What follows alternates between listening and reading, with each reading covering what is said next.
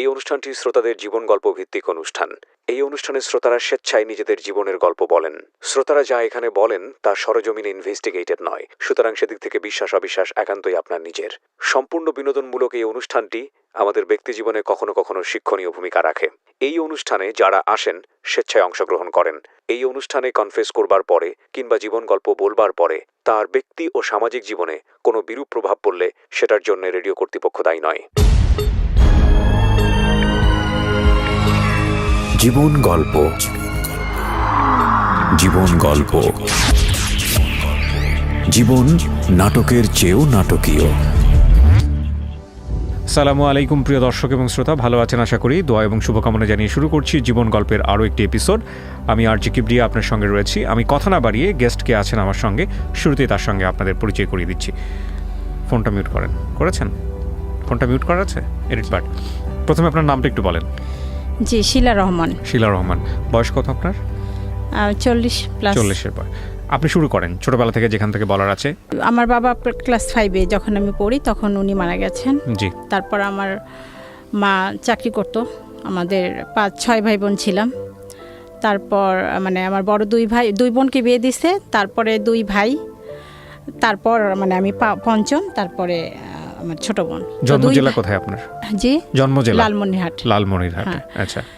তারপর 2 বোনে বিয়ে হয়ে গেছে। তারপর 2 ভাই ছোটই ছিল।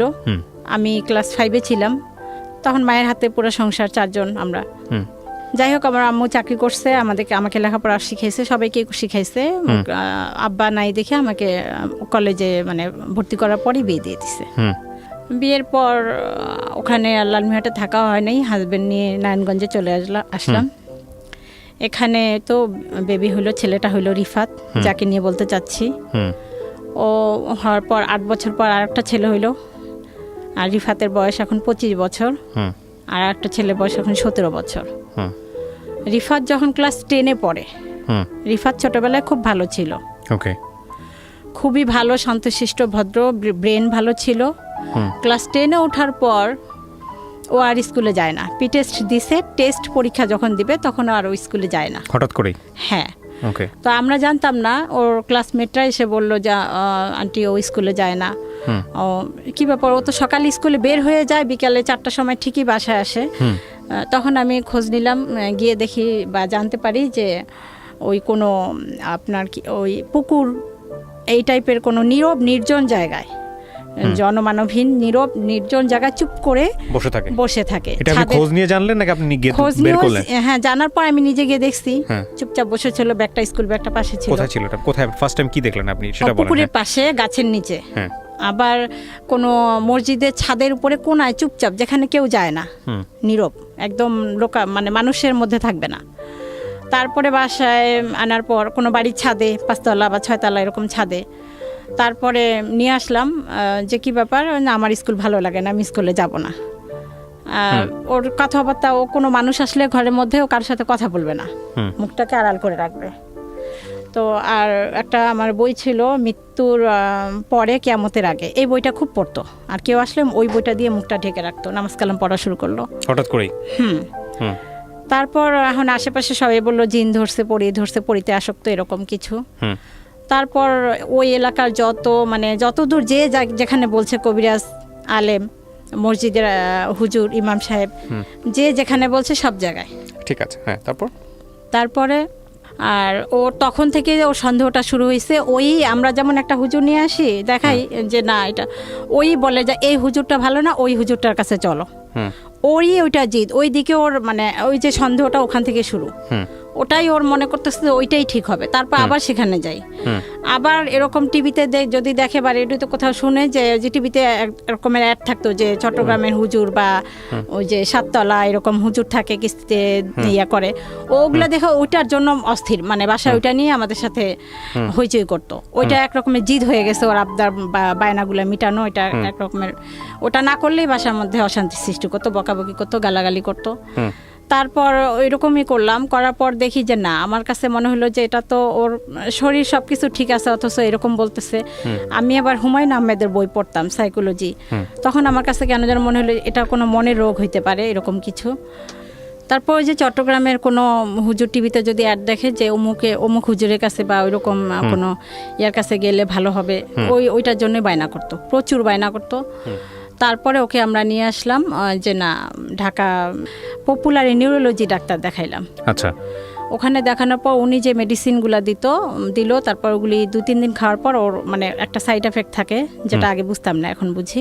বমি টমি করতো, গ্যাস ট্যাস হতো, এরকম অজ্ঞান হয়ে পড়ে থাকতো, খুব প্রচুর বমি টমি করতো, আর শরীর এত মানে উইক দেখা যাইতো এতটাই। তখন ওইটা বন্ধ করলো, ও খাইতে চাইলো না, আমিও আর বুঝি নাই তখন যে না খাওয়াইলে সমস্যা হতে পারে, আমিও বন্ধ করছি। ওকে। যে ছেলে এরকম হলো, যে না তাহলে মনে হয় মানুষ যেটা বলে জিন পড়ে এরকমই কিছু হতে পারে। তারপর আবার ওই আর একটা বায়না করলো কি যে ওর মুসলমানি করানো হয় না। আমরা ছোটবেলায় যে মুসলমানিটা করছি, এটা এক ধরনের ওর মানে সন্দেহ, যেটাও সন্দেহ করবে ওইটাকেই।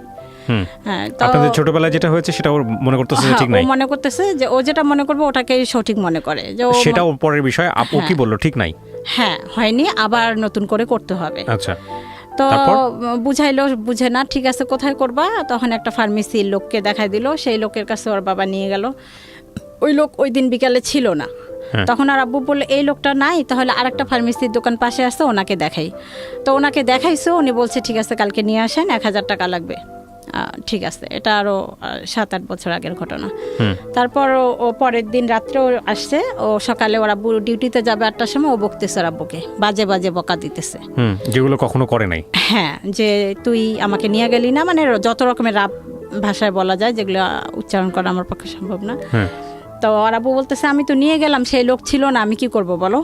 এই কথা বলার সাথে সাথে ও উঠে ওর আব্বুকে মানে গেট দিয়ে বের হয়েছে, এরকম বের হয়েছে, একটা ঘুষি দিছে। হ্যাঁ, যেটা কখনো এর আগে করে নাই। 7-8 বছর আগের গল্প, 10 বছর আগে বলতে গেলে। হঠাৎ করে ঘুষি দিছে, খুবই ভালো ছিল, হঠাৎ করে এরকম ঘুষি, আর ওর ঘুষির আওয়াজটা এমন হয়েছিল 3 তলা থেকে সবাই চলে আসছে। ওরে বাবা, এত বিশ্রী আওয়াজ হয়েছিল, এত মানে মনে হয়েছিল যে ওর সাথে 10 জন মানুষ ওর সাথে পারবে না। মানে চেহারা দেখার পরে ওর সামনে যে ওকে এসে আটকাবে এই সাহসটা কারো হয় নাই। সবাই দূরে থেকে দেখতেছে, এমন একটা ভাবমূর্তি ওর ভিতরে চলে আসছে, কেউ সবাই দূরে আছে। আমরা বলতেছি যে আপনারা ধরেন না কেন, ধরেন ওর আব্বুকে মারার চেষ্টা করতেছে। তখন আমি কি করছি, ও এইদিকে তাকায় আছে, ওইদিকে ওর আব্বুর সামনে, আমি পিছন থেকে মনে হলো যে যাই হোক আমি একটা লাঠি দিয়ে ওর মাথায় আঘাত করি, নাহলে ওকে থামানো যাইতেছে না, মানে আরো মারবে এরকম অবস্থা, এরকম একটা ওর আব্বুর সাথে ইয়া করতেছে। তখন আমি পিছন থেকে, ও কিন্তু এইদিকে তাকায় আছে, আমি লাঠি নিয়ে আসছি, ও ওইদিকে ওর আব্বুর সাথে কথা বলার পর মোচড় দিয়ে আমার লাঠিটা নিয়ে আমাকে মারতে আসছে। আচ্ছা, এই জন্য এইসব বিষয়ে মানুষ বলে যে জিনের ইয়া এরকম। আসলে কিছু মানে এমন কিছু মানে বিষয় দেখছি, মানে যেটা আসলে লজিক্যালি হওয়ার কথা না, সেটা চলে আসে ওর অ্যাটিটিউডের মধ্যে। আজকের এই গল্পটা খুব সেন্সিটিভ একটা গল্প, একটু মনোযোগ দিয়ে শুনবেন শেষ পর্যন্ত, কারণ উনি যেই বিষয়টা নিয়ে এখানে কথা বলছেন, উনি সাফারার এবং ওখান থেকে ওভারকাম করেছেন। তো আমার মনে হয় যে সবার একটু মনোযোগ দিয়ে শোনা উচিত, কারণ সন্তানের যাতে এই রকম সমস্যা হলে বা পরিবারের মেম্বারদের যদি এরকম সমস্যা হয়, আজকের এই গল্পটা থেকে আপনারা অনেক বড় একটা সাজেশন পাবেন। জি, তারপর কি হলো? তারপর ও আমাকে যখন মারতে আসলো, আমি তো ও জানি যে ও একটা মাইর দিলে আমি শেষ, কিভাবে যেন কেউ একজন এসে ধরে আটকাইতে পারছে, তখন ওকে ওর আব্বুই মনে হয় আসছে সাহস করে। তারপর আমি চিন্তা করলাম যে না, এ সম্ভবত গাঁজা টাজা খাইছে, নাইলে এরকম উত্তেজিত হবে কেন, এরকম কোনো নেশা টেশা করছে, চলো আমরা একে পুলিশে দিয়ে আসি। তারপর আমরা ওকে নিয়ে থানায় গেলাম, মানে ও ছিল ও ছিল ওর আব্বু সহ থানায় গেলাম। ওনারা বললো যে ঠিক আছে। থানায় যে যাচ্ছেন ও কি জানতো যে আমাকে থানায় নিয়ে যাওয়া হচ্ছে? হ্যাঁ, জানতো। আচ্ছা, তা ও কি বলতেছিল? ও কিছুই না, ওর কোনো ভয় ভীতি, কোনো ফিলিংস, কোনো আবেগ কিচ্ছু নাই। আচ্ছা, একটা রোবট। তারপরে থানায় গেলাম, ওরা মানে কেউ একজন বাসার পাশে বললো যে এভাবে যদি আপনারা বলেন নিবে না, আপনাদেরকে বলতে হবে ও মানে আসক্ত এবং একটা কোনো কিছু ওর পকেটে রেখে দিতে হবে, এরকম কিছু। এখন এটা তো খুবই কঠিন। ওই রাতটা, ওই দিনটা যে আমার কিভাবে কাটছে এটা কাউকে বুঝাইতে পারবো না, যে আমার ছেলেকে আমি মিথ্যা একটা কথা বলে পুলিশের কাছে ধরাই দিচ্ছি, কারণ আমরা সেফে থাকার জন্য। কিন্তু কোনো একটা মা মিথ্যে কথা বলতেছি যে জিনিসটা কি একটা নেশা জাতীয় একটা ওষুধও নিয়ে আসছে ওর আব্বু, যে ওইটা বিছানা রাখবে, পুলিশকে বলবে যে ওইটা খায়। সেই রাতটা অনেক কষ্টেই গেছে। যাই হোক, তারপর ছেলেকে ভালো ভালো খাওয়াইছি, কালকে ছেলেকে নিয়ে যাবে পুলিশ এসে। তারপর পুলিশ আসলো, তো আল্লাহ পাকের অশেষ রহমতে পুলিশটা সম্ভবত খুব ভালো লোক ছিল। আমি পুলিশ আসার পরে আমি বাইরে গিয়ে, মানে আমার ছেলে মনে হয় মারা গেছে এরকম, আমি ডেকে নিয়ে আসছি, আমি কান্নাকাটি করতেছি বাইরে। তো পুলিশ এটা শুনছে হয়তো বা, তখন ওর মাকে ডেকে নিয়ে আসেন, আমাকে নিয়ে আসছে, কি ব্যাপার আপনি আপনি নেই নিজে গেলেন আবার আপনি কান্নাকাটি করতেছেন। তখন আমি বলে ফেলছি যে স্যার ওর তো এটা জানি না এরকম। তখন উনি বললো যে এরকম ওর তো মানসিক সমস্যা, এটা হইতে পারে, আপনারা ডাক্তার দেখান। উনি আমাদেরকে পাঠাই দিল, মানে উনি নিল না, অ্যারেস্ট করলো না। উনি নিজে ওই মুহূর্তে আমার ছেলেকে বললো যে আপনি নিয়ে যান হাসপাতালে। তখন আমি পিজি হাসপাতালে নিয়ে আসলাম। পিজি হাসপাতালে নিয়ে আসার পর ওখানে ওরা ভর্তি করতে বললো। এর আগ পর্যন্ত ডাক্তার কবিরাজ সমস্ত, এর আগ পর্যন্ত শুধু কবিরাজের কাছে, শুধু নিউরোলজি ডাক্তার দেখাইছে। হ্যাঁ, তখন ওইটা অনেক আগে, তারও 1-1.5 বছর আগে। তারপরে মেডিকেলে নিয়ে আসলাম। মেডিকেলে নিয়ে আসার পর ওখানে ওরা 10 দিনের জন্য ভর্তি রাখলো এবং ডাক্তার আমাকে তখন ওরা জানাইলো যে আপনার ছেলের একটা রোগ, এই রোগের নাম সিজোফ্রেনিয়া, মানসিক রোগ, প্যারানয়েড সিজোফ্রেনিয়া। Paranoid schizophrenia. কত বছর আগে এটা জানলেন? জানলেও আমি তখনও বুঝি নাই যে এটা একটা রোগ। আমার কাছে ভাত পানির মতোই মনে হয়েছে, জ্বর কাশি এরকমই মনে হয়েছে। এবং আপনার কাছে মনে হচ্ছে, আপনি তখনও বিশ্বাস করেছেন যে এটা এই রোগ? বুঝি নাই যে এটা এত জটিল একটা কঠিন রোগ না, কিন্তু আপনি যখন আপনাকে বললো যে সিজোফ্রেনিয়া, তখন কি আপনি এটা বিশ্বাস করেছেন যে না এটা সত্যি সিজোফ্রেনিয়া, নাকি আপনি তখনও কবিরাজি? সিজোফ্রেনিয়া সম্পর্কেই তখন আমি জানি না, আমি জানি এটা জ্বরের মতো। কিন্তু আপনার দেখেন দুটো বিষয় এখানে, একটা হচ্ছে যে আমাদের সমাজে এরকম কোনো কিছু হলে প্রাথমিক পর্যায়ে যেটা মানুষ মনে করে জিন ভূতের কোনো ব্যাপার। আমি বুঝতে পারছি এটা একটা মানে রোগ, এটা মনে হয়েছিল। এটা আপনি অ্যাকসেপ্ট করেছেন? এটা আমি বুঝে গেছি। এইটা আমি কেন বারবার জোর দিয়ে জিজ্ঞেস করতেছি, এই অ্যাকসেপ্ট করার ব্যাপারটা খুব ইম্পর্টেন্ট। কারণটা হচ্ছে বিষয়টা কিন্তু যন্ত্রণা, যন্ত্রের একটা সমস্যা হলে না, আমি যদি বলি ধরেন আপনার হাতে একটা মেশিন আছে, মেশিনের কোনো একটা পার্টস নষ্ট হয়ে গেছে, আপনি যাবেন, পাঁচটা লাগাবে, সঙ্গে সঙ্গে সার্ভিস দেওয়া শুরু করবে। মানুষের কিন্তু এরকম না। মানুষের যদি জ্বরও হয় সারতে অ্যাটলিস্ট 3 দিন সময় লাগে।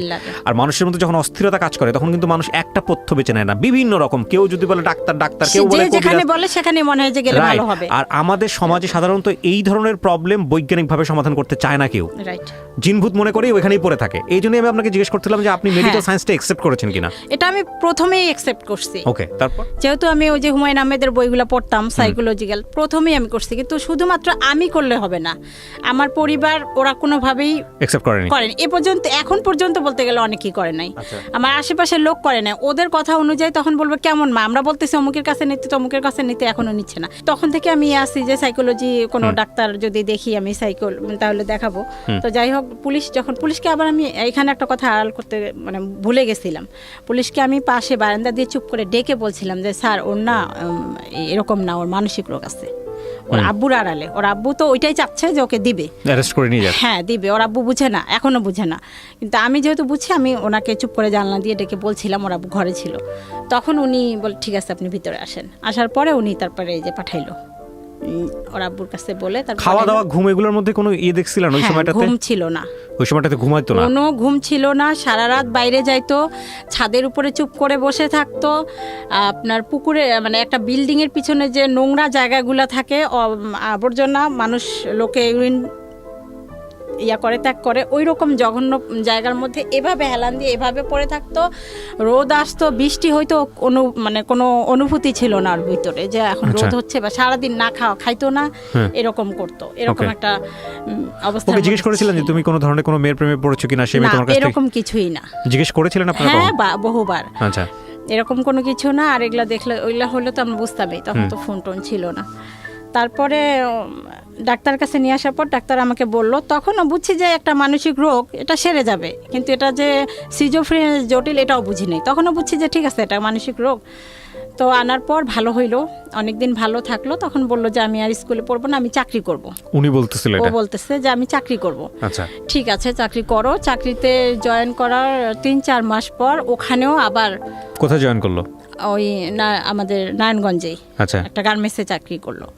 ওখানে 2-3 মাস করলো, করার পর ওখানে আবার ওর ভিতরে যে ও চাপ নিতে পারে না, এটা আমি তখনও বুঝতে পারিনি। কোনো চাপ নিতে চায় না বা চাপ নিতে পারে না, সেই ধৈর্যটা ওর নাই। তখন ও ওখানে চোখ বড় বড় করে আর ছাদের উপরে উঠে, এই সূর্য থাম, এই সূর্য তুই ওঠ, আর তো এই দেখ আমি সূর্যকে খাচ্ছি, আমি সূর্যকে এখন গিলে খাবো, এরকম কথা বলতো। ওই যারা ওর অন্য স্টাফ ছিল ওগুলো দেখে মালিকের কাছে বলার পর ওকে না করে দেয় যে এই ধরনের কেন কথা বলে। ওকে, হ্যাঁ।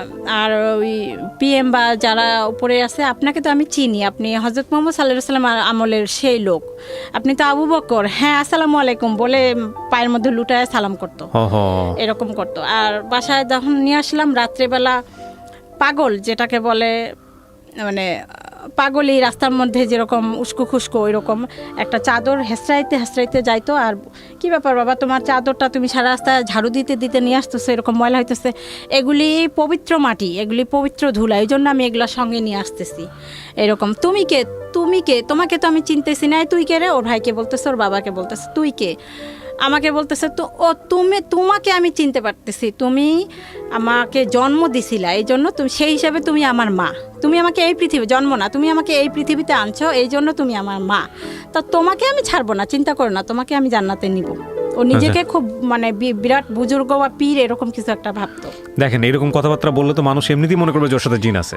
হ্যাঁ। হ্যাঁ, তারপরে আমরা রান্নাঘরে কাজ করতেছি, ও কেউ গেল এমনভাবে আসসালামু আলাইকুম বলে, মানে যে জিনেরই কণ্ঠ, এমন একটা মোটা কণ্ঠ, এরকম ভয়ঙ্কর কণ্ঠ শুনে যারা পাশাপাশি আরো থাকি তারা সবাই চলে আসে। সবার জীবনটা অতিষ্ঠ হয়ে গেল না ভিতরে, খুব ভয়ে থাকা, তটস্থ থাকা। আপনাদের ফ্যামিলি মেম্বারদের কি অবস্থা ছিল এই সময়? ফ্যামিলি মেম্বার বলতে আমি তো অল টাইম ওর সাথে, ওর আব্বু তো সকালে যায় রাত্রে আসে 11টা। আর ভাই বোন, আর বাকি ভাই বোনগুলো? ছোট ছেলেটা তখন স্কুলে পড়তো, এই যে এইটা, ওর বাইরের দিকে অত ইয়া নাই, ও এরকমই চুপচাপ।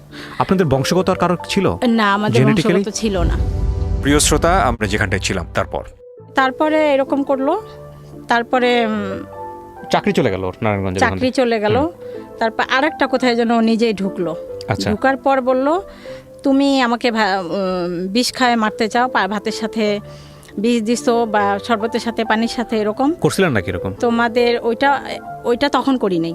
বাট আপনি জীবনে এরকম একটা স্টেপে গেছিলেন? এখন করতেছি, ওইটা তখন করি নাই, এখন বলবো এটা পরে। তো ভাতের সাথে পানির সাথে বিষ মিশাইতেছো, ওষুধ মিশাইতেছো, এগুলা তো তোমার কাছে আমরা থাকবো না, আমি থাকবো না। 1 মাস পরে যখন বেতন পাবে, ওই তার আগের দিন বলতেছে 6 তারিখে বেতন পাবে, 5 তারিখে আমি তোমাদের সাথে থাকবো না, আমি অন্য একটা মহিলার বাসায় ঠিক করছি, ওখানে থাকবো, ওখানে খাবো। তোমরা আমাকে ভাতের সাথে ওষুধ মিশায় মারতে চাইতেছো, তুমি আমার ক্ষতি করতে চাইতেছো। ভাতের সাথে কি ওষুধ মেশাতেন ওই সময়টাতে? মেডিসিন দিতেন? তখন মিশাইতাম না। আচ্ছা। তখন ওগুলা বুঝতাম না। আচ্ছা। তো আমাকে ক্ষতি করতে চাইতেছো, আমাকে পানি পড়া খাওয়াইছো, ওই যে কবিরাজ এসব পানি পড়া খাওয়া। আমরা তখন বলতাম, তোর বাবার কোনো সম্পত্তি আছে নাকি, বা তোর তো কোনো সম্পত্তি নাই, যদি সেই সম্পত্তি থাকতো সেই জন্য আমি হয়তো বা করতাম। কোন কারণে করব বাবা তুমি বলো, বোঝানোর চেষ্টা করতাম। ও কোনো কাউন্সিলিং এর কাজ হতো না। সত্যি যেদিন বেতন পাইছে সেই দিন রাত্রে আর বাসায় আসে নাই। তো সারা রাত তো টেনশনে, আমরা খুঁজে কোথাও পাই না, কোথায় গেল। তো ভাবলাম যে যেহেতু বেতন পাইছে, কালকে অবশ্যই চাকরিতে যাবে, চাকরির স্থলে গেলাম। গার্মেন্টসে কাজ করতো? গার্মেন্টসে চলে গেলাম। গার্মেন্টসে আমি গেলাম, গেটের দারোয়ানের সাথে অনুরোধ করে বললাম যে ও আসবে, আমাকে একটু এখানে বসতে দেন। ওনারা আমাকে বসতে বললো। তারপর ছেলে আসলো, আর আমি ওর আব্বুকে জানাই রাখলাম, তুমি কিছু লোকজন নিয়ে আসবা, ওকে ধরে নিয়ে বাসা যাইতে হবে। তারপর যে ওর আব্বু লোকজন নিয়ে ওকে ধরে নিয়ে বাসায় আসলো। বাসায় আসার পর ওই যে টাকাটা নিয়ে নিলাম আমরা, কারণ টাকাটা থাকলেই তো আরো এদিক ওদিক গিয়ে নষ্ট করবে। নিয়ে নিলাম, সেইটাই হচ্ছে বড় অপরাধ। কেন টাকা নিলাম? ওই 6,000 না, ওর কাছে 6 লাখ টাকা, ওটা এখনো বলে কেন টাকা নিচ্ছ। আচ্ছা। তো সেই জন্য 2-3 দিন পর এলাকার একটা গুন্ডা টাইপের কবির নামে এক লোক, আমার নামটা ঠিক মনে নেই, কবির নামটাই দিলাম। তো ওটাকে গুন্ডাই বলে এলাকার মধ্যে সবাই। জি। ওনার কাছে গিয়ে বিচার দিছে যে অমুক, আমার হাজব্যান্ডের নাম, ওর আব্বুর নাম এবং আমার নাম ধরে বলছে যে ওরা আমার টাকা নিছে। আচ্ছা। তখন ওরা কারা, ওদেরকে তুমি কিভাবে চেনো? ওদের বাসায় আমি থাকি। তারপরে সেই লোক ওর আব্বুকে ডাক দিছে। ওই লোক যেই জায়গায় থাকতো, একটা মাঠের উপর 3 তলা একটা ছাদের উপরে, আমরা যেটা এলাকায় শুনতাম যে উনি গাঁজা টাজা মদ এই টাইপের কিছু খায়, এবং ওই মাঠ দিয়ে যদি মানে এলাকার মানুষের ভাষা অনুযায়ী যেটা শুনতাম যে কোনো মেয়ে ওই রাস্তা দিয়ে গেলে উনি তাকে ধরে, বা কোনো মানে কোনো লোক মোবাইল টোবাইল নিয়ে গেলে ছিনতাই করে, এই টাইপের কিছু শুনতাম। ওই লোক ওর আব্বুকে ডাক দিল রাত্রে 11টার সময় যে আমার এখানে আসো। ওই 3 তলা, ওই নির্জন মাঠের এক কোনো ওই বিল্ডিংটা, ওখানে 3 তলার আব্বুকে নিয়ে গেছে। যে তুই এই ছেলের টাকা নিছিস কেন, এরকম একটা ধমক দিছে, মারবে এরকম কিছু। তোর আব্বু বলে, এই তো আমার ছেলে টাকা আমি নেব না, আর ওর একটু সমস্যা আছে, এখন ওকে টাকা দিলেও থাকবে না, বা চলে যাবে, কোনো একটা নষ্ট করবে, বা গাঁজা টাজা কিছু খাইতে পারে। তখন আমাদের ধারণা ছিল গাঁজা টাজা কিছু খায়, এরকম কিছু। তো এই জন্য আমাদের সাথে রাফ বিহেভ করে, এরকম কিছু। তারপরে সেই লোক বললো, তোমার ছেলে কি প্রমাণ আছে? এখন আপনি বলেন যে তারপরে উনি বলল যে ওর মার কাছে যান। তখন উনি বলল যে ঠিক আছে আমি আসতেছি, পরের দিন আপনারা যান। তারপরে উনি পরের দিন আমার কাছে আসলো আচ্ছা, সেই লোক। আসার পর তখন আমাকে দেখার পর ছেলের কাছে পরে আমার সাথে কথা বললো, কথা বলার পরে চলে গেল। চলে যাওয়ার পরে আশেপাশে আরও 2-1 জন, আমি এখন ওনাকে কিভাবে প্রমাণ দিব যে এটা আমার ছেলে? কেন আপনাদের কোনো ফ্যামিলির ছবি নাই? ওই এলাকায় আমি ছেলেকে 10 ছেলেকে বছর, প্রমাণ করার কি আছে? আশেপাশের লোকজনকে জিজ্ঞেস করলেই তো হ্যাঁ হয়। ওই ছেলে তো ওইখানে জন্ম হয় নাই, আচ্ছা জন্ম হয়েছে চৌধুরী বাড়ি, আমি থাকি নারায়ণগঞ্জ, আচ্ছা, চিটাং রোড চৌধুরী বাড়ি ওদিকে। ওকে। আর ওখানে ওকে নিয়ে গেছি 10 বছর বয়সে, সেই বয়স থেকে যারা চিনে তারাই। তা আমাকে আমার ছেলের পরিচয় দেওয়ার জন্য আরেকজন লোকের কাছে পরিচয় দেওয়ার প্রমাণ দিতে হবে, এমন একটা কঠিন সিচুয়েশন। তখন আমি বললাম যে যা আমি ওদেরকে ছোটবেলায় নিয়ে আসছি, অমুকের কাছে গিয়ে আপনি জিজ্ঞাসা করেন। উনি জিজ্ঞাসা করছে, এরপর ছেলে প্রতিদিন ওই লোকের কাছেই যায়। আচ্ছা, সারাদিন থাকে না, রাত্রে থাকে না, ওর আব্বু আর আম্মু সারা রাত খুঁজি। রাত্রে একটা কুকুরও যদি ঘেউ ঘেউ করে, মনে হয় যে রাস্তায় হয়তো বা ওকে কেউ মারছে, কেউ খুন করছে, হয়তো বা রাস্তায় লাশটা নিয়ে কুকুর চিল্লাচিল্লি করতেছে, টানাহাসটা করতেছে, এরকম একটা টেনশন থাকে। ওর আব্বুকে বলে ওর বন্ধুর বাসায় বা যাদের সাথে খেলাধুলা করতো তাদের বাসায় গিয়ে দরজার সামনে লাইট জ্বালা জুতা চেক করতাম যে এর ঘরে আমার ছেলে আছে কিনা। অত রাতে তো ওকে ডাকা যায় না, কার ঘরে গেছে, কোথাও খুঁজে পাইতাম না। পরে শুনতাম, দিনের বেলা পরে শুনতাম হয়তো ওই লোকের কাছে গেছে, অথবা পরে আস্তে আস্তে দেখলাম যে ও কোনো বাড়ির ছাদের চিপায় চুপ করে শুয়ে থাকে রাতের বেলা, বা কোনো মসজিদের ছাদের চিপায় নির্জন এলাকায় এরকম চুপচাপ শুয়ে থাকে, বাসায় আসবে না, বা দিনে সারাদিন নাওয়া খাওয়া নাই। বেশিরভাগ সময় ওই লোকের কাছেই থাকতো, ওই গুন্ডাটার কাছেই থাকতো। 10-5 টাকা হয়তো বা দিত। আমার রাত্রে দিলে তো একটা বিশাল টেনশন তখন, যে এই লোক না জানি আমার ছেলের হাতে ছুরি ঢুকায় ধরাই দিয়ে বলে যে ওই লোকটাকে খুন করে আয়, বা মোবাইলটা চুরি করে নিয়ে, এরকম কোনো অন্যায় কোনো কাজে নাকি ওকে জড়িত করে, নাকি ওকে কিছু খাওয়ায়, এরকম একটা বিশাল টেনশন। কিভাবে এই লোকের কাছে আমি আমার ছেলেকে উদ্ধার করব।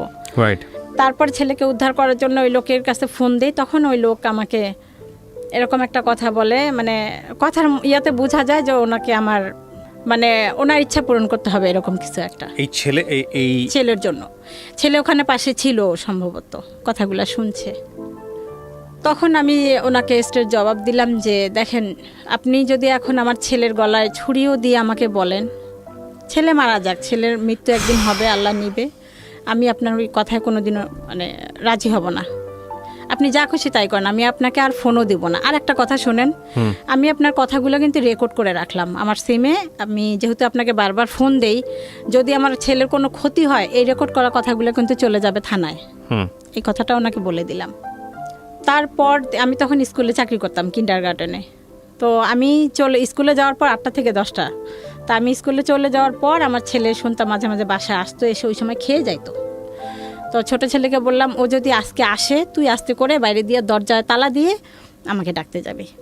তারপর ওই রকম আসছে, ভালো রান্না করে রাখছি, যে ভালো রান্না দেখলে ও খাবে। মুরগির মাংস ভুনা করছি, ও খাইতে খাইতে ওই সময়ের মধ্যে আমি চলে আসবো। তারপরে আসছি, এসে ওই অবস্থায় আমি যেভাবে ছিলাম সেই অবস্থা ওকে নিয়ে সোজা লালমনিরহাট আমার দেশের বাড়ি চলে গেছি। এটা কি আগে থেকে প্ল্যান করা ছিল আপনার? হ্যাঁ, না প্ল্যান ছিল না। আমার চিন্তা যে ওই লোকের কাছে কিভাবে আমার ছেলেকে আমি উদ্ধার করব, মানে কবিরের কাছে যেতে দিব না, যেন কোনো অন্যায় কোনো কাজ ওকে দিয়ে না করায়। এই কবির নামটা ছদ্মনামে এখানে ব্যবহার করা হচ্ছে। ওকে, বলেন। তারপর ওই অবস্থায় উপরে আর একটা মহিলা ছিল, ওনাকে বললাম ও ছেলেকে তো নিয়ে যাওয়া যাবে না, এখানে আবার নাটক করতে হয়েছে। জীবনে অনেক নাটক করলাম এই ছেলের জন্য শুধুমাত্র। তখন ওই মহিলাকে বললাম, আপা আপনাকে আমার সাথে একটু অভিনয় করতে হবে। কি ছেলেকে বলতে হবে, যেহেতু ও পাগল, কোনো কবিরাজের নাম শুনলে ও সেখানে ছুটে যাবে। তো আপনি আসবেন, এসে আমাকে বলবেন, আপা আমাকে বকবেন ওর সামনে আমাকে বকলেও খুব খুশি হয়। আপনি আমাকে বকবেন আর বলবেন যে অমুক জায়গায় একটা আছে, ওখানে নিয়ে যান, আপনি আমাকে টাকা দিবেন। উনি সেটা এসে করলো, শায়লা নাম ওনার, ওই মহিলাটা এসে আমাকে বললো, আপা আপনি ছেলেটাকে এরকম ক্ষতি করতেছেন কেন, ওকে নষ্ট করতেছেন কেন? এই যে আমার কাছে একটা ভালো কবিরাজের ঠিকানা আছে, আপনি ওকে নিয়ে যান ওখানে। লালমনিরহাটের নাম তো বলে নাই, বাট আপনি লালমনিরহাটে তো নিচ্ছেন আলটিমেটলি। হ্যাঁ, ওকে। হ্যাঁ, তারপরে ওকে ওইটা বললো। তারপরে আমি উনি বলার পর আমার ছেলে রাজি হলো। ঠিক তো, কবিরাজের কাছে নিতেছো, কোনো চালাকি করতেছো না। শালাপা বললো যে এই আমি কেন তোমার মার সাথে চালাই, তোমার মা তো ভালো না, খারাপ, খালি তোমার ক্ষতি করতেছে, তুমি যাও তো, আমি খোঁজ নিব, আমিও যাইতেছি 2 দিন পরে, তুমি যাও। তারপর ওই কথা বলার পর ওকে নিয়ে আমি গাবতলি, নারায়ণগঞ্জ দিয়ে বাস আছে, তবু ওই বাসে আসিনি, সোজা গাবতলিতে এসে ওখান থেকে বাস নিয়ে মিলনমেহেটে চলে গেলাম। চলে গিয়ে ওখানে ওকে রেখে আমি তারপর চলে আসলাম, ব্যাক করলাম আমার ঢাকায় ওকে রেখে। ওকে, আচ্ছা, এখন এখানে পরের দিন আমাকে কবির ফোন করছে, ওই লোক ছদ্মনাম যে যার নাম দিলাম। হ্যাঁ, আপনার ছেলে কি অবস্থা, এখন যে ফোন দেন না, আপনার ছেলে যে খোঁজ খবর নেন না। তা বললাম না, আপনি তো, উনি এখন এটা জানে না যে আমার ছেলেকে আমি রেখে আসছি, আমার ছেলের খবর নেওয়ার জন্য উনি আমাকে টোপ হিসাবে ব্যবহার করছে। তখন আমি বলছি যে আপনি যা খুশি তাই করেন, আমার ছেলেকে আমি আনতে যাব না। তো উনি পায় নাই আমার কাছে, আমি ছেলে আসা ছেড়ে দিয়েছি। ওইরকম ছেলে আমার দরকার নেই যে আপনার মতো একটা গুন্ডার কাছে গিয়ে থাকতে পারে, আর আপনার মতো গুন্ডা এই ধরনের কথা আমাকে বলতে পারেন। আমি ছেলেকে ছেড়ে দিয়েছি, আপনি যা খুশি তাই করেন। তারপরে অনেক দিন পর, কয়েক মাস পর আমার ছেলেকে নিয়ে আসা হইলো ওইখানে। কার কাছে ছিল? লালমনিরহাট? ওটা আমার মায়ের কাছে ছিল। ওর কি ধরে বেঁধে রাখতে হইতো? তখন কোনো মাঝে মাঝে ও ভালো হয়ে যাইতো, অটোমেটিক ভালো হয়ে যাইতো, মাঝে মাঝে খুব নরমাল আচরণ করতো। মা আর একটা বিষয়, ও বাইরের কারোর সাথে কোনো খারাপ কখনো করেনি, কখনো এই পর্যন্ত করেনি। ইন্টারেস্টিং। তারপর হ্যাঁ, অন্যান্য এই সিজোফ্রেনিয়া অন্যান্যরা করে, কিন্তু এর বেলায় সেই জিনিসটা এখন যায় নাই। তারপরে ওখানে মার কাছে রাখার পর মা মনে হয় কবিরাজ দেখাইলো, দেখার পর ওখানে কবিরাজ বলছে ওর সাথে 3টা শয়তান আছে, একটা ভালো শয়তান, একটা খারাপ শয়তান, এরকম নানান কিছু। তারপরে আসলো বাসায়, কিছুদিন ভালো ছিল। তারপরে আবার ঢাকা মেডিকেলে ডাক্তার দেখাইলাম, ওখান থেকে আবার ট্রিটমেন্ট করলাম, করার পরে আবার ভালো হইলো। ও বাসায় আসার পর, লালমিহাট থেকে ঢাকায় আসার পরে আবার অসুস্থ হয়ে গেল, আবার সে আগের মতো। তারপর আবার ইয়াতে ঢাকা পিজি হাসপাতালে নিয়ে ট্রিটমেন্ট করলাম। ট্রিটমেন্ট করার পর আবার সুস্থ হইলো, মানে কিছুদিন ট্রিটমেন্ট করলে ভালো থাকে, আবার কিছুদিন পর ও যখন ভালো হয়ে যায় তখন আর ওষুধ খাইতে চায় না, যে আমি ভালো হয়ে গেছি, আমি ওষুধ খাবো কেন। তারপর আবার একদিন হঠাৎ করে ও বললো আমার বুক জ্বালাপাড়া করে, আমার অস্থিরতা লাগে। তখনও ঢাকাতে? লালমিহাটে। হ্যাঁ, লালমনিরহাটেই, সরি, এই নারায়ণগঞ্জে। নারায়ণগঞ্জে। তখন আলটিমেটলি আপনার বাসায় থাকে না কবিরের সঙ্গে? হ্যাঁ, চলে আসছে। আর আমরা কবিরের বাসা ওই এলাকা থেকে আরেকটা এলাকায় চলে আসছি, এই জন্য ওই লোকের থেকে দূরে। তারপর আমার বুক জ্বালা পরে, আমার অস্থির লাগে, মানে ঘরে আসে 5 মিনিট বসে, ভালো লাগে না, আবার বাইরে যায়, মনে হয় যে বাইরে গেলে ভালো লাগবে, আবার বাইরে গিয়ে আবার সারা এলাকা টোটো করে ঘুরে, আবার মনে হয় যে না ঘরে গেলে ভালো লাগবে, আবার ঘরে আসে, এরকম অস্থিরতায়। তারপরে লেখাপড়া তো একেবারেই বন্ধ, ক্লাস 10-এ উঠে বন্ধ। তারপরে একদিন ওকে আমি বললাম কি আমার সিমটা বিকাশ করতে হবে, চল তো বাবা যাই, পাশেই দোকান, 2 মিনিটের রাস্তা। ওকে নিয়ে গেছি, আর ওই ছবিটা নিতে মনে নেই, বাবা তুমি ছবিটা নিয়ে আসো, এমনি নর্মাল, কিন্তু ওই যন্ত্রণার কথাগুলো বলে। আমি বিভিন্ন রকমের ফার্মেসি থেকে ফাইল টাইল এটা সেটা আইনা খাওয়াই, যে গ্যাস্ট্রিকের কারণে হইতে পারে, এরকম গ্যাস্ট্রিকের ফাইল বা গ্যাস্ট্রিকের ওষুধ আইনা খাওয়াইতেছি, কোনো কমতেছে না, এরকম সবসময় বলতেছে আমার কেন জানি বুকে জ্বালা পড়া লাগে। তো ও এরকম বলতেছে যে বুক জ্বালা পড়া করে, অস্থিরতা লাগে, এর মধ্যেই চলাফেরা করতেছে, খাচ্ছে, ঘুমাচ্ছে। তো আমি তো ওই যে ডাক্তার ফার্মেসি থেকে ওষুধ এনে খাওয়াচ্ছি, যে বুক জ্বালা পড়া করে কিসের। তারপরে একবার হাসপাতালেও নিয়ে গেলাম ডাক্তারের কাছে, যে এটা ফিজিক্যালি কোনো সমস্যা হইতে পারে। সেখান থেকেও গ্যাস্ট্রিক ওষুধ দিল, পেট ব্যথার ওষুধ দিল, কিছু হচ্ছে না। ওই নর্মালভাবেই চলাফেরা করে, কিন্তু ওই কথাগুলো বলে আমার ভালো লাগে না, অস্থির লাগে, আমার কেমন জানি লাগে, অস্থির। তারপরে আমি ওকে নিয়ে যখন সিমের দোকানে গেলাম, ও বললো যে ছবি লাগবে, ছবি নিতে বাসায় আসছে। আসার পরে ও গোসল করেই 3 তলায় ছাদের উপর উঠে লাফ দিছে সুইসাইড করার জন্য। লাফ দিয়ে দিয়েছে? বুঝলেন কিভাবে আপনারা? আমি তো দোকানে, আশেপাশের লোকেরা বুঝছে, তারা চলে আসছে, আর আমি দেখলাম যে ছেলে এখন আসতেছে না কেন, তখন আমি বাসায় আসার জন্য পা বাড়াইছি। তারপর তখন কেউ একজন ছুটে গিয়ে আমাকে রাস্তাতেই বললো যে ও 3 তলা থেকে লাফ দিছে। 3 তলা থেকে লাফ দেওয়া কত কিছু হইতে পারে। এক্স্যাক্টলি। আপনি কি করলেন? আমি গিয়ে আর কোনো সুযোগ পাইনি। খবরটা পাওয়ার পরে আপনি কি দেখলেন? আপনি কি করছেন? আপনার চোখে কি দেখছেন ওটা বলেন। আমি গিয়ে দেখি ওকে লোকজন ধরে তুলছে, ও এইভাবে দাঁড়ানো আছে, ওর এই থুতনিটা ফেটে গেছে, রক্ত। তখন আমি কান্না করি নাই, যে আমি যদি এখন কান্না করি, আমার ছেলে এখন কেউ নাই, কে যাবে, কে ট্রিটমেন্ট করবে। আমি কান্নাটা কেমন যেন আল্লাহ পাকে আমার ভিতরে মানে একটা শক্তি বা সাহস দিচ্ছে। দেখি কেউ একজন বেবি ট্যাক্সি নিয়ে আসছে, আমি ওকে সহ উঠলাম। আমার সাথে যাওয়ার মতো কেউ ছিল না ওই সময়। রুমে সম্ভবত 3,000 টাকা ছিল, ওইটা নিয়ে পপুলারে চলে গেলাম। ওখানে গিয়ে কান্নাকাটি করতেছি, স্যারের পাও ধরতেছি যে স্যার কিছু একটা করেন, দেখেন কি হয়েছে, কত দূর, কতটুকু কি হয়েছে এটা আমাকে বলেন। ওনারা সব কিছু মাথায় স্ক্যান পরীক্ষা করলো। করলো, একদম আলট্রাসনো, এক্সরে, পায়ে X-ray, total body check up করার পর বললো যে ওর পাটা গেছে। পা গেছে? পায়ে কি হয়েছে? পা ভেঙে গেছে, আচ্ছা। পায়ের হাঁটুর উপর থেকে আপনার ওটাকে কি বলে, হিপ পর্যন্ত? হিপ পর্যন্ত এই জায়গাটা ভেঙে গেছে, ভেঙে এরকম ছুরির মতো ওকে ওকে, হাড্ডিটা এরকম হয়ে গেছে। আচ্ছা। উনি বলল 1 লাখ বা তার উপরে লাগবে অপারেশন করতে। তখন আমার কাছে 1 টাকাও নাই, আর 3,000 টাকা পরীক্ষাতেই লেগে গেছে। তারপরেও ওকে আমি নিঃশ্বাস বন্ধ করে যে না, একটা সিএনজি, তখন অতক্ষণে ওর আব্বু চলে আসছে, ওকে নিয়ে বললো তাহলে আপনারা যদি টাকা নাই তাহলে পঙ্গুতে নিয়ে যান। পঙ্গুতে আসলাম। পঙ্গুতে আসার 1 মাস, এটা যেটা বলতে চাচ্ছিলাম যেহেতু সময় নাই, যে পা ভেঙে গেছে ওর সেই ফিলিংসটা তখন নাই। ও একটা মানসিক রোগী, ওর সেই যন্ত্রণাটা নাই। ওর পা ভেঙে গেছে, ওকে পায়ের এইখানে রড দিয়ে এখানে বের করে এরকম একটা রড দেওয়া হয়েছে। সেই রড দিয়ে আমি যদি টয়লেটে যাইতাম, এসে দেখতাম ও ফ্লোরের মধ্যে হাঁটাহাঁটি করতো। ওরে বাবা! ওর ভিতরে কোনো যন্ত্রণা নাই। এইটা দেখে অন্যান্য যাদের হাত পা ভাঙ্গা পঙ্গু হাসপাতাল সমস্ত রোগী গোল হয়ে দাঁড়াইতে যেন কোনো সার্কাস দেখতেছে। ওরা মাথায় আশ্চর্য হয়ে যায় যে এইরকম পায়ের মধ্যে রড নিয়ে এরকম মানে পা ভাঙ্গা একটা ছেলে পাটা নেড়বের করতেছে এরকম, সেইটা নিয়ে ও খোঁচায় খোঁচায় হাঁটতেছে। ও মাই গড! মানে ওর ওইটার কোনো যন্ত্রণা নাই। আচ্ছা, ডাক্তার যখন আপনাদেরকে বলে দিল দিস ইজ প্যারানয়েড সিজোফ্রেনিয়া, তখন বুঝি নাই আমি। এরপরে ট্রিটমেন্ট ওনার তত্ত্বাবধানে ট্রিটমেন্ট করেন নাই আপনারা, নাকি ওই বলা শুনেই শেষ? না না, ট্রিটমেন্ট করছি। ওই যে এই রোগ তো কিছুদিন মানে লং টাইম ওষুধ খাইতে হবে, এইটা আমি বুঝি নাই। মানে ওনার আন্ডারে তত্ত্বাবধানে থাকেন নাই, মূল কথা হচ্ছে এটা। না, ওকে, তারপর? তখনও ওষুধটা আমি কন্টিনিউ ধরি নাই। ওকে প্রিয়, যাই হোক 20 দিন রাখার পরে ওর পাটা রড লাগাই দিল। সেই রড নিয়ে তখন পঙ্গু হাসপাতাল থেকে তখন সবাই বলল যে এই যে পাশেই শ্যামলী হাসপাতাল, মানসিক রোগের হাসপাতাল, এখানে এটা ট্রিটমেন্ট হয়।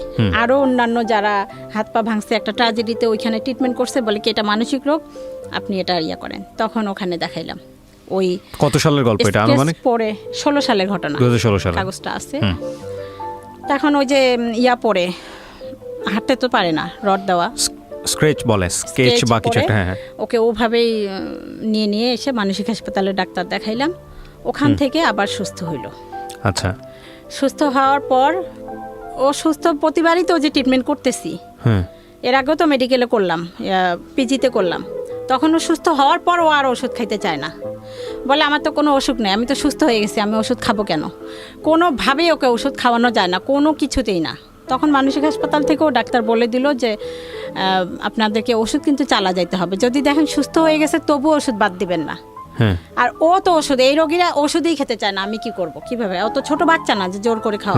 রাইট। বড় বড় ওষুধগুলি। আবার ওষুধ ছেড়ে দিল। ছেড়ে দেওয়ার পর আবার ওইরকম মাঝে মাঝে রাব বিহেভ করে, আমাকে মারতে আসতে চায়। ছাদের উপর গিয়ে চুপ করে বসে থাকে, এমন ধ্যান ধরে বসে থাকে, বাসার লোকজন ছাদে গেলে ওদের দিকে তাকায় থাকে, ওরা সবাই ভয় পায়। রাস্তা দিয়ে যখন চলাফেরা করে ছেলেমেয়েরা সব দূরে সরে যায়, ওর চাহানি দেখে সবাই ভয় পায়। বাড়িওয়ালা তখন বাচ্চারা খেলতেছে, একটা বাচ্চার গিয়ে গলা টিপে ধরে আমাকে ঝুলাইতেছে, ও মাই গড, তোকে মেরে ফেলবো এরকম কথা। ওরা তখন বাড়িওয়ালার কাছে কমপ্লেন করে, বাড়িওয়ালা আমাদেরকে বাসা ছাড়তে বলে।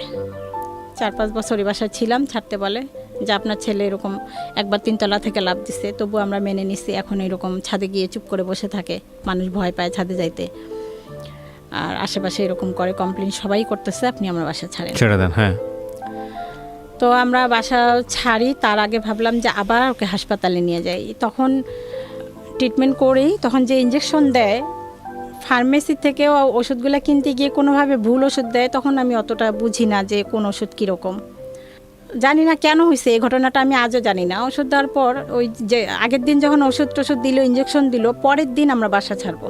ভাবলাম নতুন বাসায় যাই, ওষুধ খাওয়াই, যদি ভালো হয় ওখানে যেন কোনো আচরণ না করে। আমরা বাসা ছাড়ছি, আর এই বাসায় ও কী করছে, পুরা উলঙ্গ হয়ে রাস্তা দিয়ে হাঁটছে, শুধু জাঙ্গিয়া পরে। আর আমরা তো ওই নতুন বাসায় গেছি, তো এলাকার সবাই কোন বাসায় গেল খোঁজ পায় না, তারপরে কোনোভাবে কেউ আমার নাম্বার দিছে, ফোন দিছে যে আপনার ছেলেকে এসে দেখে যান। এসে দেখি এরকম সব মানুষ জড়সড় হয়ে দেখতেছে, ভিডিও করতেছে, কেউ কেউ মজা নিতেছে। আর ওর পাশে কেউ যাওয়ার সাহস নাই, সবাই ভয় পায় দূর থেকে। ধরতে পারবে কি, ধরার মানে সবাই ওকে ভয় পায়, কিভাবে ওকে ধরবে, কিভাবে আমার কাছে নেবে। ওর আব্বু আর আমি অনেক কষ্ট করে বাসায় নিয়ে গেলাম। নিয়ে যাওয়ার পর তখনও বুঝে নেয় ও কোন ইয়াতে গেছে, কেন এটা হলে এখনও বুঝে, আজও জানি না। বাসায় নেওয়ার পর ও যখন রাত্রে বিছানা থেকে নেমে টয়লেটে যাবে, ও যেভাবে পাটা দেওয়ার দরকার অন্যভাবে পাটা দিয়ে ধাম করে ওয়াল শোকেসের উপর পড়ে ওয়াল শোকেসের গ্লাসগুলো ভাঙলো। ইচ্ছা করে ভাঙে নেই, ও কিন্তু পড়ে গেছে, অ্যাবনর্মাল, ওর শরীর একদম লুজ হয়ে গেছে। আবার আমরা ধরতে যাই, শুধু এইটুকু মনে আছে আমাদেরকে এইভাবে বলতেছে, সর, মানে আওয়াজও বেশি একটা নেই, মুখ জড়ায় জড়ায় কথা বলতেছে। আবার ও অন্যদিকে হাঁটতেছে, যেদিকে বাথরুম সেদিকে না গিয়ে অন্যদিকে হাঁটতেছে, সেখানে পড়ে যাচ্ছে। ড্রেসিং টেবিলে পড়ে ড্রেসিংয়ের গ্লাসগুলো ভেঙে ফেললো। তারপর জোর করে ধরে যখন বাথরুমে নিলাম, ওই কলের পরে কলটা ভেঙে ফেললো। তারপর নিয়ে আসলাম, তখন বললাম যে ও তো খাইতে দিলাম, ও খাওয়া এখানে ভাত, ও অন্য জায়গায় হাত দিচ্ছে। তখন মনে হলো মানে ওর ব্যালেন্সটা নাই, ছেলের চোখগুলাই চলে গেছে, এরকম মনে হচ্ছিল। চলেই গেছিল তখন প্রায়, মানে ও চোখে কিছু দেখে না। আচ্ছা, আপনি আজকে কথার মাঝখানে একবার বলে ফেলেছেন যে মাঝখানে মনে হতো যে ওকে সুইসাইড করার জন্য বা ওকে মেরে ফেলার জন্য কোনো স্টেপ নিতেন আপনারা, যেটা আপনি বলতে চাচ্ছিলেন, আপনি বলেছেন, এখানে রেকর্ড আছে। এটা আর মাথা নাড়ালে হবে না, তাহলে ব্যাখ্যা করতে হবে ঘটনাটা কি। হ্যাঁ, আমি যেটা বলছিলাম, ও যখন বলতো যে তোমরা আমাকে বিষ খায় মারার চেষ্টা করতেছো, সেই বিষটা কি, আচ্ছা, সেইটা ও যেটা সন্দেহ করছে সেই সন্দেহটা এখনো আছে, সেটা এখন করতেছি, সেটা বিষ না, সেটা ঔষধ। আচ্ছা আচ্ছা, সেটা আপনি ব্যাখ্যা করতে চাচ্ছিলেন। হ্যাঁ। তো এরকম হতো, সহ্য তো মানুষের একটা শেষ আছে। আমার নিজেরও একটা বাচ্চা আছে, আমি জানি যে এক্সট্রিম লেভেলে করলে ওর মা মাঝে মাঝে 2-1 চল লাগাই দেয়। হ্যাঁ, এবং প্রথম দিকে আমি একদমই ওটা সাপোর্ট করতাম না, কিন্তু মাঝে মাঝে মনে হয় যে আচরণ শেখার জন্য কিছুটা প্রহার প্রয়োজন আছে, নইলে একদম এক্সট্রিম লেভেলে চলে যায়, ওয়াইল্ড হয়ে যায়। কিন্তু আপনি কি কখনো গায়ে হাত তুলতেন এই যখন এরকম আচরণ করতো? সেই মানে সেই ইয়াটাই ছিল না, ওকে ধমকও দেওয়া যাইতো না, ও 4টা ধমক দিত। মানে নিতে পারতেন, মানে ও যদি কিছু করবেন গায়ে হাত করবো সেই সাহসটাও আমাদের ছিল না। ওর এমন ভাবমূর্তি হইছে, যে মানুষ মৃত্যুর পরোয়া না করে না, তাকে আপনি শাসন করে কি করবেন? হ্যাঁ, কথাটা এখানেই। একদিন আমি এই তুই এই কাজটা করলি কেন, এখানে একটা থাপ্পড় দিছি। হ্যাঁ, ও আমাকে সাথে সাথে এখানে একটা থাপ্পড় দিছে, আমার কানটা এখনো ফাটা, ভিতরে পড়া ফুটে গেছে। মানে সাধারণ কথার মধ্যেই, কেন তুই আমার গায়ে হাত তুললি, আমি তখন বুঝি না যে ওই রকম এক্সট্রিম লেভেলে চলে গেছে। যাই হোক, তারপরে কি হলো? সেই রাত্রে তারপর ওই অবস্থা, তখন আমি দেখলাম যে ও চোখেও দেখে না, ওর মধ্যে কোনো ব্যালেন্স নাই। ওকে তখন ওকে আমরা বাঁধার চেষ্টা করলাম। ওর আব্বু আর ছেলে ঘুমাই গেল, একবারের মধ্যে ওর আব্বু আর ছেলে ঘুমাই গেছে। তখন ও আমাকে ওকে আমি বুঝাইতেছি, দোয়া টোয়া পড়তেছি, তখন ও আমাকে বলতেছে, আমার পায়ের কাছে বসে বলতেছে, আম্মু।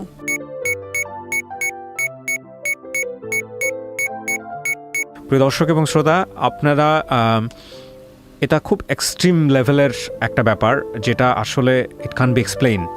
আমি আজকে এই গল্পটাকে এভাবে আপনাদের সামনে উপস্থাপন করছি এই কারণে যে এগুলো আসলে আমাদের গণমাধ্যমে সেভাবে আসে না বা এগুলো নিয়ে তেমন কথাবার্তাও হয় না।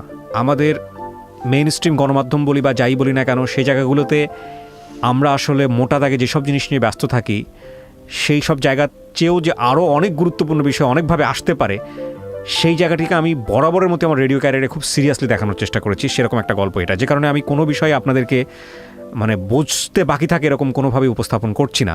আমি শুধু দেখানোর চেষ্টা করছি, যেটাকে উনি প্যারানয়েড সিজোফ্রেনিয়া বলছেন বা জাতীয় রোগ বলছেন, সেটা হলে একটা মানুষ, পরিবারের একটা রক্তের বন্ধনের মানুষ, সে কি পরিমাণ অমানুষ হয়ে যেতে পারে বা কি পরিমাণ ওয়াইল্ড হয়ে যেতে পারে, কি পরিমাণ তাকে কন্ট্রোললেস অবস্থায় আপনারা চিন্তা করতে পারেন, সেই অবস্থা বোঝানোর জন্য আমি গল্পটা এভাবে উপস্থাপন করছি।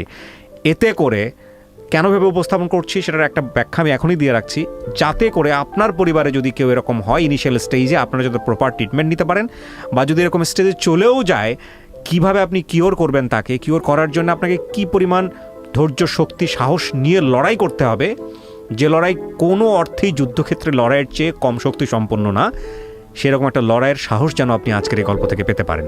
So this is a very important story. বলেন তারপর। তখন দেখলাম যে ওর চোখটাও চলে গেছে, ও নড়তেও পারতেছে না। তখন ওকে আমি শিকল দিয়ে বেঁধে রাখলাম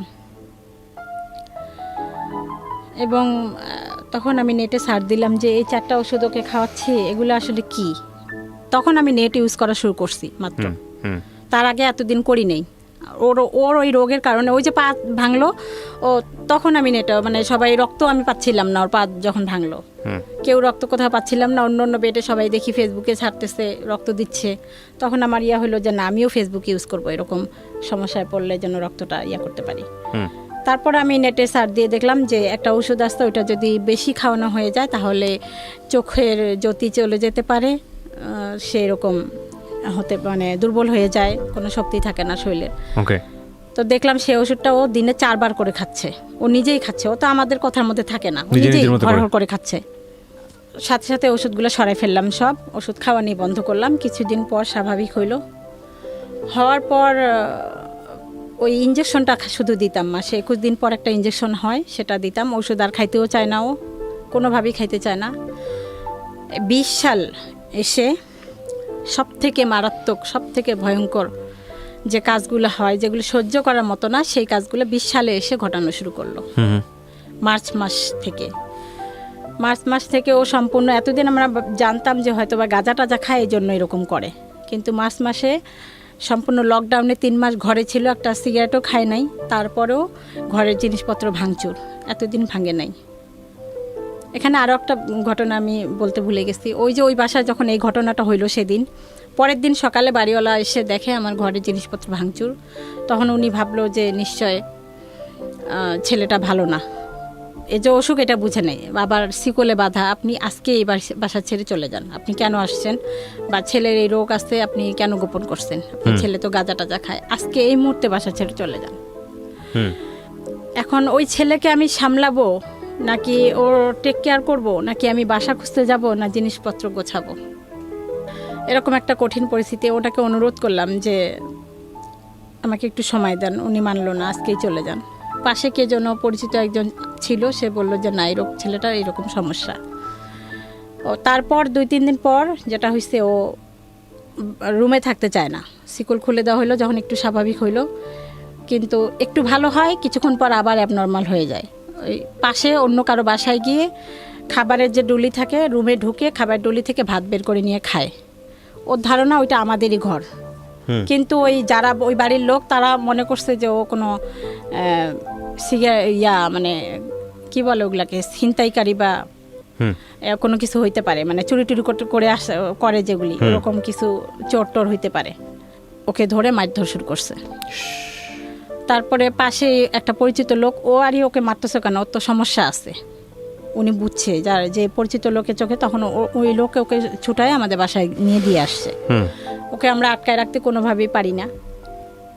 তারপর 20 সালে এসে যে এরকম মারাত্মক অবস্থা, ভাঙচুর করে, আমাকে বলে তোকে বটি দিয়ে টুকরা টুকরা করে মেরে ফেলবো, মানে খুব ভায়োলেন্ট, খুবই মানে অস্বাভাবিক আচরণ হয়ে গেছে।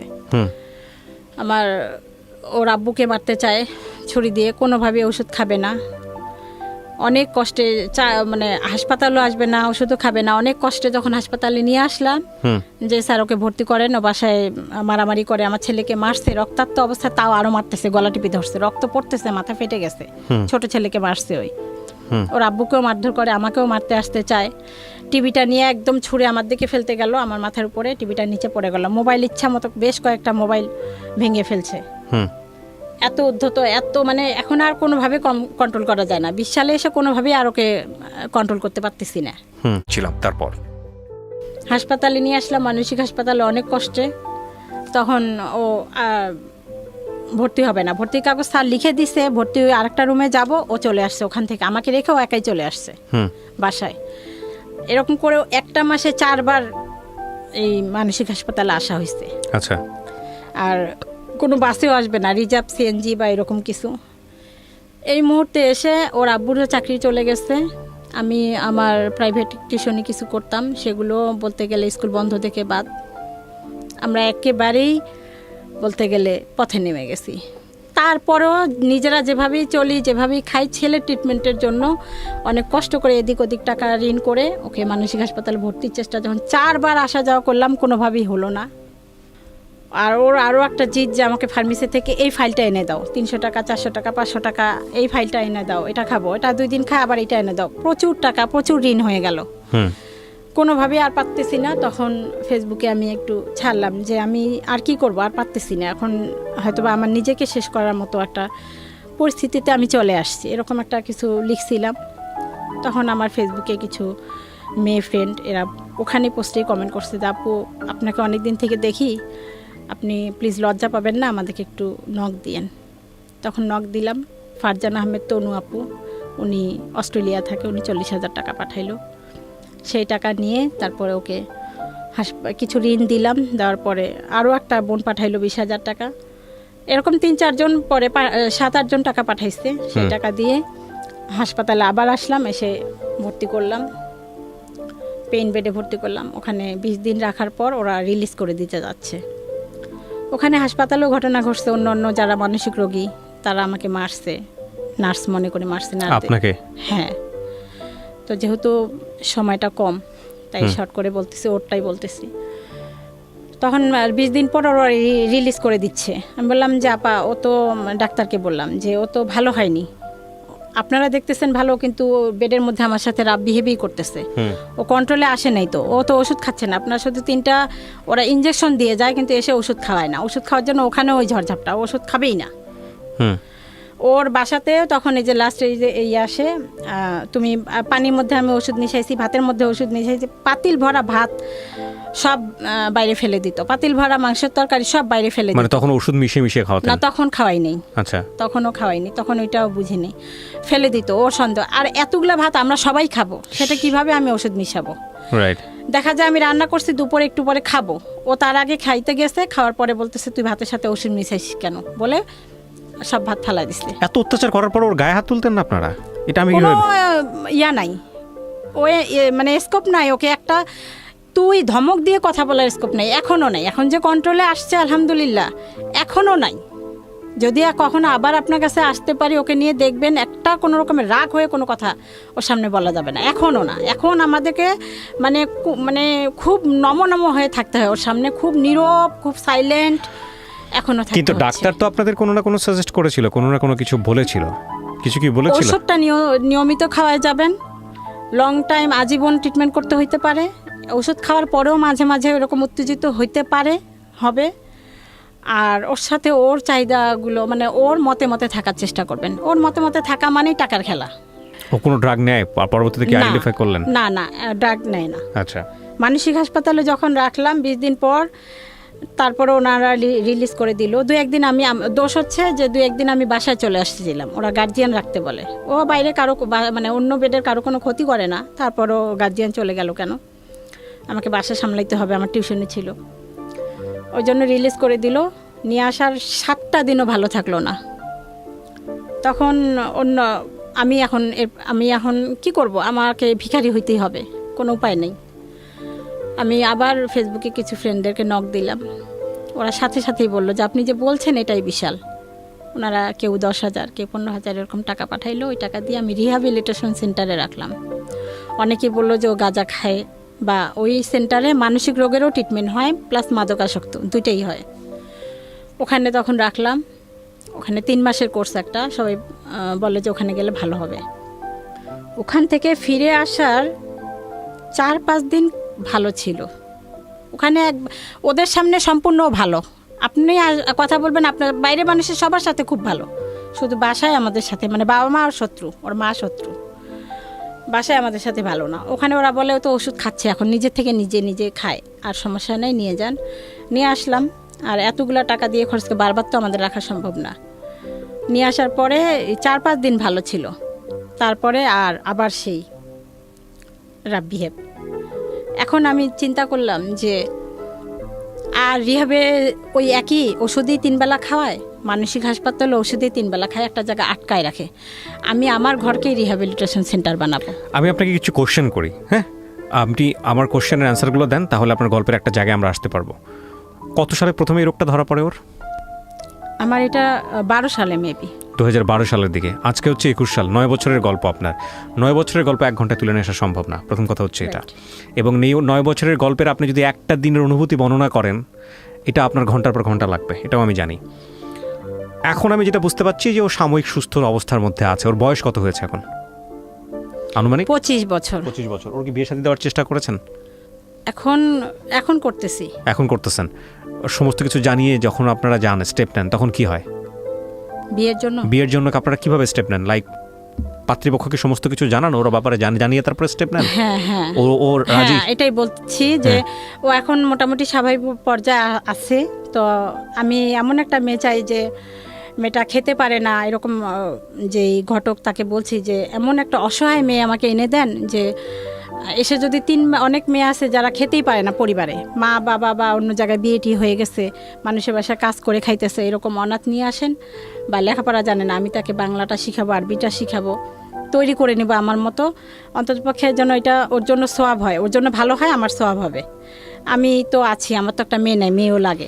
কিন্তু এখানে কথা হচ্ছে যে এরকম ফ্যামিলিতেও গেছে, তারাও নেয় না। আপনি সেটা বললেন, বাট আমি জানি না আপনার এই উদ্দেশ্য জায়গাটা, আমি জানি না আল্লাহ কার কপালে কি লিখে রেখেছেন, বাট আমি মনে করি এইভাবে চিন্তা না করে বরং অ্যাকসেপ্টেন্সের জায়গা থেকে নর্মালি ট্রাই করা উচিত। আপনার মনে হতে পারে যে একটা মেয়ে যে আসলে অনেক বেশি ঠেকা অনেক দিক থেকে, সে অন্তত এরকম একটা ছেলেকে মেনে নেবে, বিষয়টা এরকম না। বিষয়টা আসলেই এরকম না, বরং আপনি ফাইন্ড আউট করেন এরকম পরিবার, যে পরিবারে অন্তত এই রোগটা সম্পর্কে জানে, বা যারা অন্তত কোনো না কোনো স্টেজে সাফার করে গেছে, তারা রিলাই করতে পারবে। তো আমি নিঃসন্দেহে এটা একটা ভয়ঙ্কর রকমের যুদ্ধ। আমি গল্পের শেষে এসে কী মন্তব্য করবো আমি খুঁজে পাচ্ছি না। তবে কেউ যদি আপনাদের এই গল্প শুনে আপনার সঙ্গে কন্ট্যাক্ট করতে চায়, আপনি যদি তাকে অ্যাকসেপ্ট করেন, তাহলে লিবারেলি আমরা যেটা বলেছি অনুষ্ঠানের শুরুতে, আমরা সেই কাজটা করব, আমরা যোগাযোগ করিয়ে দিব। আর আমি আপনার সমস্ত কিছু এখানে পরিচয় গোপন রেখে, সমস্ত কিছু গোপন রেখে আমি এখানে উপস্থাপন করেছি। আমি চাই না কোনোভাবে আপনার সামাজিকতা ক্ষতিগ্রস্ত হোক। এবং মা হিসেবে আপনি যে কথাগুলো এখানে বলেছেন আপনার সন্তানকে নিয়ে, সেটা প্রশ্নাতীতভাবেই আমরা বিশ্বাস করব, কারণ মা তো মাই। বাকিটুকু আপনি জানেন কতটুকু সত্য কতটুকু মিথ্যা। তবে আপনি যে ব্যাপারটা বলেছেন যে প্যারানয়েড সিজোফ্রেনিয়া, এটা যদি কেউ গুগলে সার্চ করে, ইউটিউবে সার্চ করে, তাহলে খুব ভালো করে ধারণা পাবে যে আসলে কি হয় এটা হলে। তো প্রিয় দর্শক এবং শ্রোতা, গল্পটা খুব অল্পতেই আমরা শেষ করছি। আপনারা কেউই হতাশ হবেন না, সারা জীবন জুড়েই আপনাদেরকে ট্রাই করতে হবে, এবং এই ট্রাইয়ের জায়গাটা যেন কখনোই আপনারা ছেড়ে না দেন, যদি সত্যিই মনে করেন এই মানুষটা আপনার জীবনের জন্য খুব গুরুত্বপূর্ণ। কিছু বলার আছে শেষে আপনার? আমি এটাই বলবো যে এই রোগ যদি কেউ বুঝতে পারে কোনোভাবে যে তাদের পরিবারে কারো মানসিক সমস্যা আছে, তারা কোনোভাবেই যেন ট্রিটমেন্টটা ছেড়ে না দেয়। এটা সকলের কাছে অনুরোধ করেন, মানসিক যতক্ষণ ডাক্তার না বলবে ততক্ষণ যেন ছেড়ে না দেয়, কোনোভাবেই না। যত ওষুধ খাওয়ার পর যত সাইড এফেক্ট হোক, সেটারও আবার ওষুধ আছে, ওগুলি সব খাওয়া। আর একটা হচ্ছে যে এই রোগীদের এই যে এখন মারতে চায়, খুন করতে চায়, ওষুধ একটা বেলা না খাইলে পরের বেলা আবার অশান্তি সৃষ্টি করে। আর এই ওষুধগুলো খাওয়াইতে আমার অনেক কষ্ট হয়, শিকল দিয়ে বেঁধে রেখে ওকে খাওয়াচ্ছি। এখন বাসায় আমি রিহ্যাবিলিটেশন সেন্টারের মতো করে নিছি, আশেপাশের লোকজনকে ডেকে ওকে শিকল দিয়ে বাঁধি, ও খায়, তারপর যখন নিস্তেজ হয়ে যায় তারপর শিকল খুলে দেই, এভাবে খাওয়াচ্ছি। কখনো এখন যেটা করতেছি ভাতের সাথে কখনো দিচ্ছি, ও বলতেছে এতদিন বলেই আসছে, এখনও বলতেছে, তবু আমি দিচ্ছি, দিয়ে ওষুধের সাথে, স্যালাইনের সাথে, বিভিন্ন কিছুর সাথে দিয়ে ওর ওষুধটা কভার করতেছি। বিধায় আলহামদুলিল্লাহ এখন অনেক মানে ভায়োলেন্ট ভাবটা কমে গেছে। তো বাকি যে নর্মাল যে আচরণগুলা, আমাকে বকাঝকা করা, আমাকে মানে খুন করতে চায়, আমাকে বকা দেয়, গালাগালি করে, এগুলি কন্টিনিউয়াসলি তো আপনি তো ওর সাথে থাকতেছেন অ্যাটাচমেন্টের জায়গাটা। যেহেতু এই রোগের কোনো মানে এই মানসিক রোগের কোনো পুনর্বাসন কেন্দ্র বাংলাদেশে নাই, শুধু দুইটা হাসপাতাল, একটা মানসিক হাসপাতাল শ্যামলীতে আর একটা পাবনায়। শ্যামলীতে তো গার্জিয়ান থাকতে হবে, পাবনায় থাকবে না। পাবনায় দিও কি, আমি আমার আশেপাশে যাদের কাছে শুনলাম, ওরা পাবনা থেকে রিটার্ন এসে আজীবন ট্রিটমেন্ট করতেই হয়, আর ওরা ওষুধেই খাবে না। তাই সরকারের কাছে, মাননীয় প্রধানমন্ত্রীর কাছে আমার আকুল আবেদন, অনুরোধ যে এই ধরনের রোগীদের বাসস্থানের জন্য যেন একটা পুনর্বাসন কেন্দ্রের ব্যবস্থা করে। তাহলে আমার মতো এরকম অনেক মানে পরিবার আছে, তারা একটু স্বস্তি পাবে। কেউই চায় না যে পাকা রাস্তার মাঝখানে দাঁড়ায় থাকতে, যে এইখানে বাস আসতে পারে, ট্রাক আসতে পারে, সবসময় একটা আতঙ্কের মধ্যে থাকতে হয় ওকে নিয়ে, কখনো কোন কাজটা করে বসবে। একটু সময় বের করে আজকে আপনার কাছে আসছি, এর মধ্যে বারবার ফোন দিচ্ছি এবং ও ফোন দিচ্ছে, এটা আমার ভিতরে অনেক একটা টেনশন, না জানি কি করতেছে। আজকে ডাবল ওষুধ খাওয়াই আসছি এই জন্য, যেন কোনো কিছু না করে। ওকে প্রিয় দর্শক এবং শ্রোতা, শেষ হয়ে হলো না শেষ, অদ্ভুত এক গল্প। এই গল্প হয়তো আজকে রাতে অনেকেরই ঘুম কেড়ে নেবে, তবে আমরা দোয়া করি কারো পরিবারেই যেন এরকম না হয়। যদি হয়েই যায় তবে মনে রাখবেন, জীবন একটা যুদ্ধক্ষেত্র। আমৃত্যু সেই যুদ্ধ আমাদের করে যেতে হয় এবং কখনোই যেন আমরা নিজের জায়গাটা থেকে নিজেকে সেই জায়গাটায় কম্প্রোমাইজ না করি। কারণ নিজে ভালো থাকা মানেই ভালো থাকা নয়, ভালো থাকতে হলে চারপাশের মানুষদেরকে নিয়েই ভালো থাকতে হবে, অন্তত পরিবারের